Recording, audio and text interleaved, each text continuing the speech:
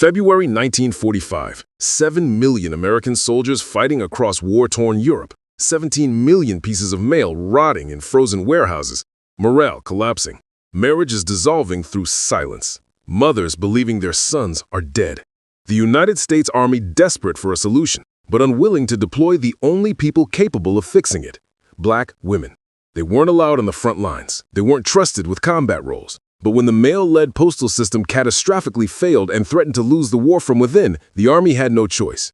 They sent 855 black women into U-boat-infested waters with an impossible mission: sort through years of chaos in 6 months or watch the greatest military force in history crumble from low morale. What happened next would be buried for 75 years.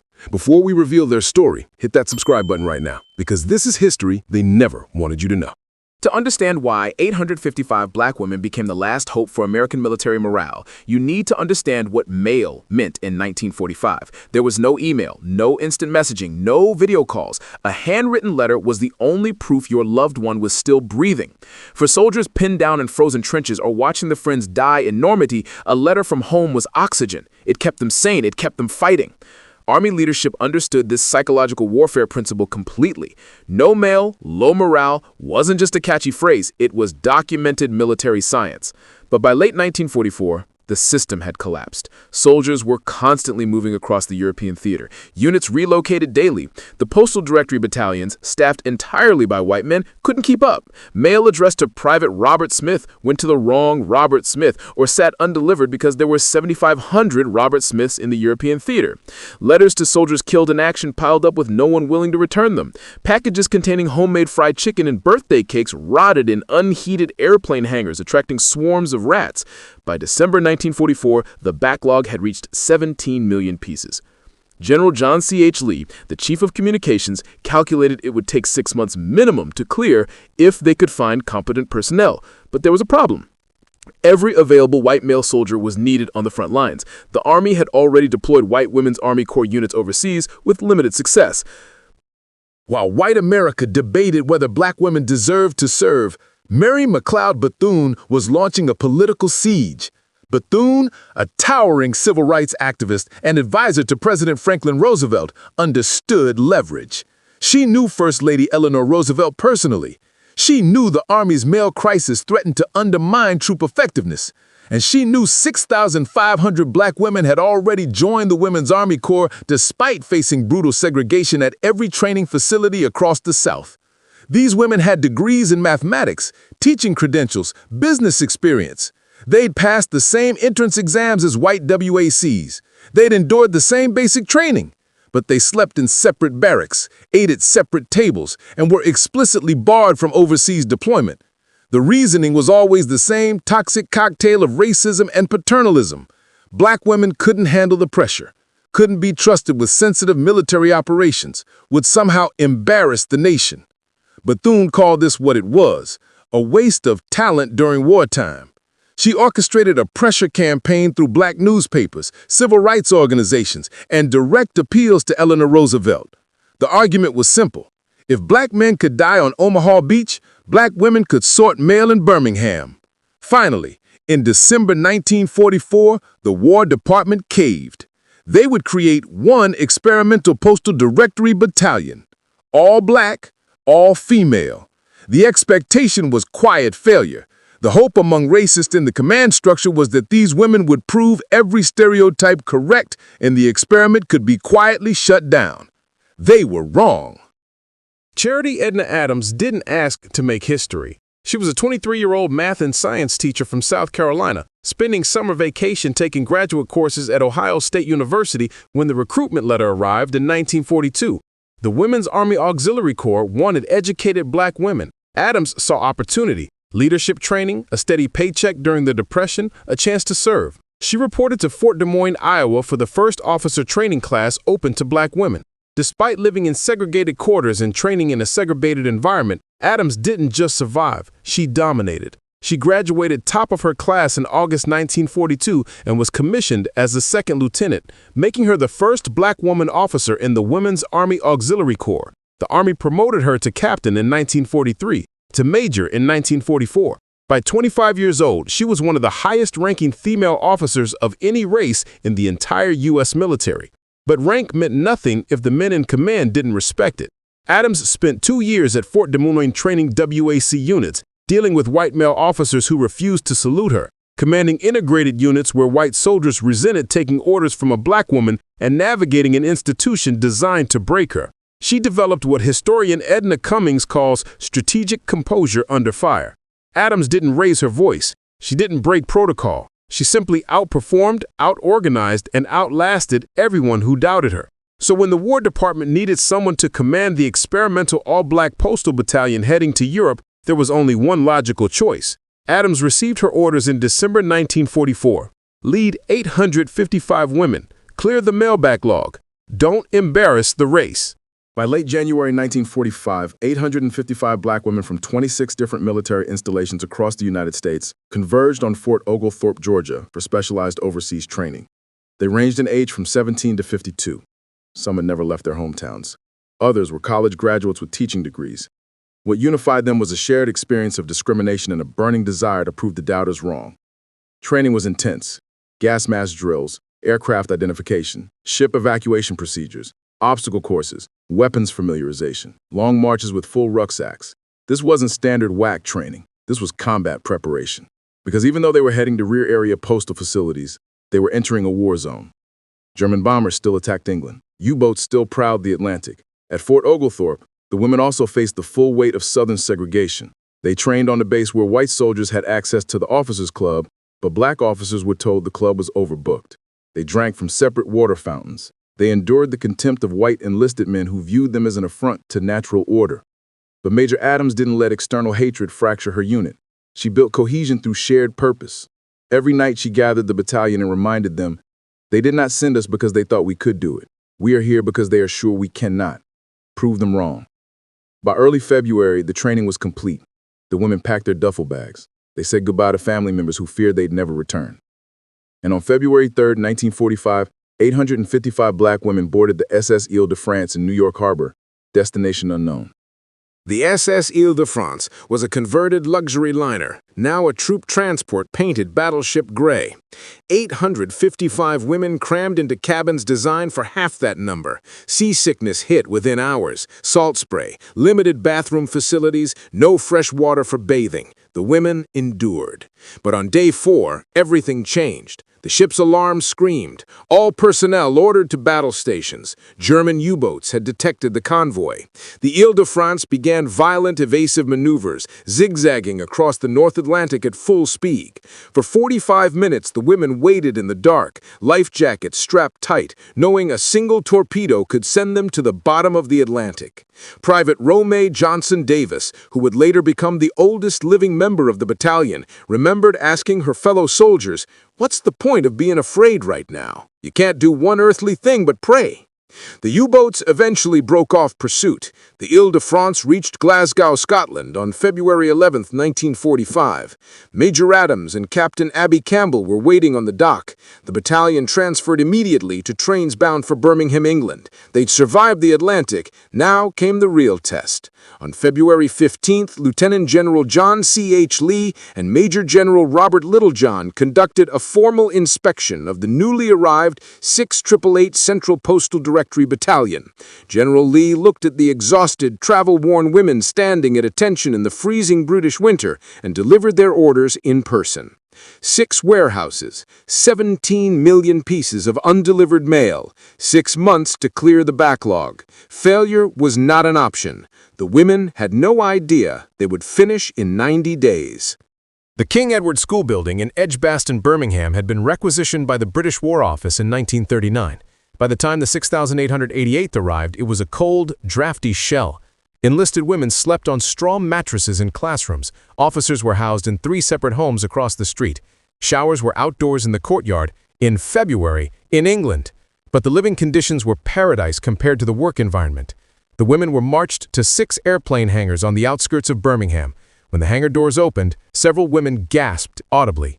Mail was stacked floor-to-ceiling, mountains of it. Mail bags piled in corners, loose letters scattered across concrete floors, packages torn open by rats. Christmas parcels from 1943, their contents long spoiled and molded, attracting vermin. The buildings had no heat, windows were broken, lighting was minimal because of blackout regulations designed to hide military installations from German bombers. Soldiers weren't allowed to turn on bright lights that might attract Luftwaffe attention. This meant the women would be sorting mail in near darkness, in freezing temperatures, wearing ski pants and field jackets just to avoid hypothermia while they worked. Private First Class Alice Dixon later described the moment she understood the scale of the task. "We looked at each other and thought they have lost their minds. This is impossible." But Major Adams had a different assessment. She called her company commanders together that first night and said, "They want us to fail. They expect us to fail. We will not fail. Not because we're trying to prove something to them, we're proving something to ourselves." The next morning, the 6888th Central Postal Directory Battalion began the largest postal sorting operation in military history. The existing military postal system had one fundamental flaw. It relied on accurate addresses. But soldiers in combat don't file change of address forms. They move when bombs fall. Units relocated daily across the European theater. A letter addressed to Private John Smith, Company B, 3rd Infantry Division, APO 403, might be useless within 48 hours if Company B got reassigned to Belgium. The white male postal clerks who preceded the 6888th had tried to solve this through geographic tracking. It failed catastrophically. The 6888th, led by Major Adams and her company commanders, designed something revolutionary: a comprehensive name-based card index system. Every single one of the 7 million American military and civilian personnel in the European theater got an information card. The card contained full name, military serial number, current unit assignment, current mailing address, previous addresses, and date of last update. When a soldier transferred units, the 6888 updated the card. When mail arrived for someone with a common name, clerks used serial numbers to distinguish between 7,500 Robert Smiths or 12,000 John Johnsons. When mail arrived addressed simply to Junior, U.S. Army, or Bobby, somewhere in France, the women became detectives. They cross-referenced handwriting. They analyzed postmarks. They tracked down company rosters. And when mail arrived for soldiers killed in action, the women handled the heartbreaking task of returning it to families with a death notification. The card system required maintaining 7 million individual records by hand. No computers, no automated sorting, just 855 women working around the clock in 3 8-hour shifts, 7 days a week, processing an average of 65,000 pieces of mail per shift. That's 195,000 pieces per day, total. Each 8-hour shift began the same way. Women bundled in multiple layers of clothing because the hangars had no heating. They wore gloves with the fingertips cut off so they could handle paper while avoiding frostbite. They worked under blackout conditions, meaning windows were covered with thick, dark paint to prevent German bombers from identifying the facility. The only light came from low-wattage bulbs hanging from the ceiling, casting shadows across mountains of mail. Eye strain became the most common medical complaint. Women developed severe headaches. Some temporarily lost their vision from squinting at handwritten addresses for 8 hours straight. The noise was constant. Hundreds of women sorting mail simultaneously created a thunderous rustling sound. Orders shouted across the hangar, typewriters clacking as clerks updated index cards, mailbags being dragged across concrete floors, and through it all, the rats. The vermin were attracted to food items families had mailed months earlier, now rotted and infested. Women encountered rats daily. Some grew desensitized, others never did.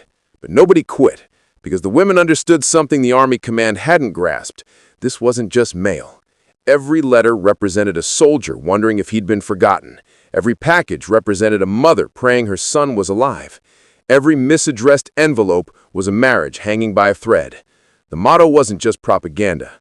No mail, low morale was lived reality, and the 6888th took it personally. Private First Class Elizabeth Johnson later recalled, "When we found mail for someone who'd been listed as missing in action, and we got it delivered, and the family wrote back thanking us, that made every frozen finger worth it."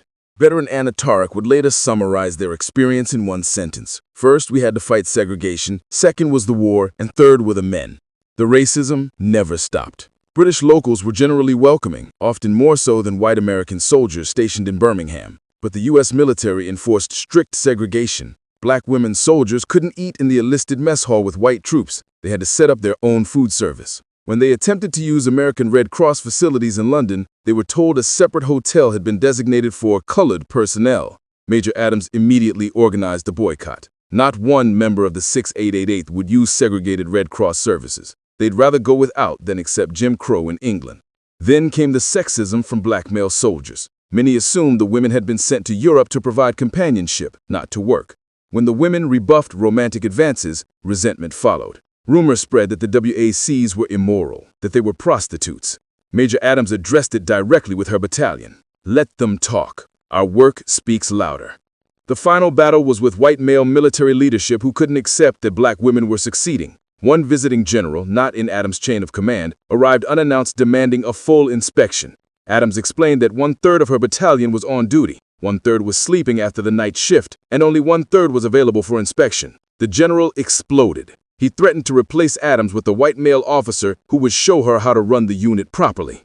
That's when Major Charity Adams, standing at attention, looked the general in the eye and said 6 words that would echo through history. "Over my dead body, sir." The Army had projected 6 months. Military logistics experts calculated that even with optimal conditions, clearing 17 million pieces of backlogged mail would require half a year of continuous operations. The 6888 finished in 90 days. By May 1945, every hangar in Birmingham was empty. Every piece of mail had been processed, matched, and delivered. Letters from 1943 were finally reaching soldiers in 1945. Packages containing ruined food were returned to families with explanatory notes. Mail addressed to soldiers killed in action was returned with death notifications and condolence letters written by the women themselves. The success was so extraordinary that military command initially didn't believe it. They sent inspection teams. They audited the card index system. They interviewed soldiers across Europe asking if they'd received their mail. Everything checked out. The 6888th hadn't just met the objective, they'd revolutionized military postal operations. The efficiency record they set, 195,000 pieces processed per day, remained unbroken for decades. And the psychological impact was measurable. Troop morale surveys conducted by Army intelligence showed a significant spike in European theater satisfaction ratings between February and June 1945. Directly correlating with the 6888th's operations. Soldiers were writing home more frequently. Families were receiving updates. The invisible thread connecting the front lines to the home front had been repaired. By a battalion the Army had expected to fail. The same general who had threatened to replace Major Adams with a white male officer returned to Birmingham in late May. He requested a private meeting with Adams. According to her memoir, he said, "It's not easy to say what I've come to say. You outsmarted me, and I am proud that I know you." Adams replied, "Thank you, sir. We were just doing our jobs." Victory in Birmingham meant a new assignment. On May 15, 1945, just days after Germany surrendered, the 6888th boarded trains for Rouen, France. The mail backlog there was smaller, only 2 to 3 years' worth instead of the 4 years they'd faced in Birmingham. The Army gave them 6 months. They finished in 3. Life in Rouen was different. The immediate pressure of wartime operations had eased. The women could actually explore the ancient city, attend social functions, experience French culture. They participated in a victory parade celebrating Joan of Arc at the historic marketplace where she'd been executed centuries earlier. Local French citizens treated them with respect. Some of the women learned basic French. Others bought children's books in French to improve their language skills. For the first time since arriving in Europe, the 6888th could breathe. Then came July 8, 1945. 3 women from the battalion, all in their early 20s, attended an authorized social gathering several miles from their military station. Sergeant Dolores Brown from Connecticut, Private First Class Mary Jewel Barlow from Connecticut, Private First Class Mary H. Bankston from New York. All 3 were members of the battalion's entertainment troupe, talented performers who would put on shows to boost morale. They were returning from the event in a Jeep when the vehicle crashed. Barlow and Bankston died instantly at the scene. Brown held on for 5 agonizing days before succumbing to her injuries on July 13th. The tragedy was compounded by military bureaucracy. The Army had no funds allocated for burying female soldiers in Europe. The War Department expected bodies to be shipped home, but wartime logistics made that impossible. Major Adams refused to let her soldiers be buried in shelter halves or military tents as regulations suggested. She organized a collection among the battalion members and paid German prisoners of war to build proper wooden caskets. The 6888th held full military funerals with honors. Brown, Barlow, and Bankston were buried at Normandy American Cemetery in Colleville-sur-Mer, France. 3 of only 4 women interred there alongside more than 9,000 men. They rest there still.